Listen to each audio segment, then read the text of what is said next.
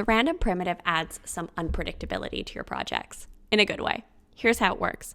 Random does exactly what it sounds like. It chooses any whole number within the limit you provide as the coder. Here's a key tip though. The whole number will range from 0 to one number less than the number you entered as an input.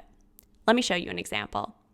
I'll put a turtle on the page, I'll drag it to the bottom of the screen, and in the command center, I'll type pen down forward random 150.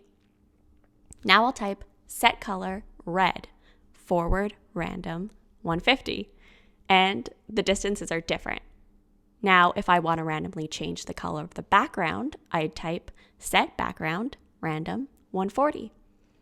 As you can see, random must always be used with another primitive and sends the input to the primitive before it.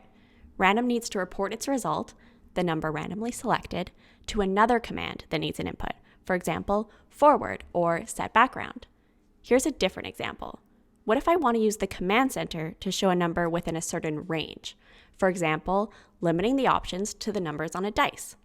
If I were to type random 6, I'd get numbers from 0 to 5, and that's not the outcome we want.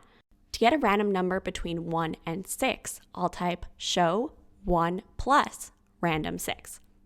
Now you can see a number between 1 and 6 randomly appears in the command center. And don't forget to put the 1 and the plus sign before random. Now, if I only wanted a random background color that's one of the 10 shades of red, I'll type set background 10 plus random 10.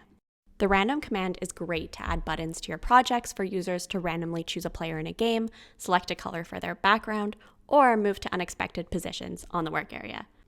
Now try it out for yourself, and if you want to see how this command works in a procedure, head over to the associated project. Thanks, see you next time.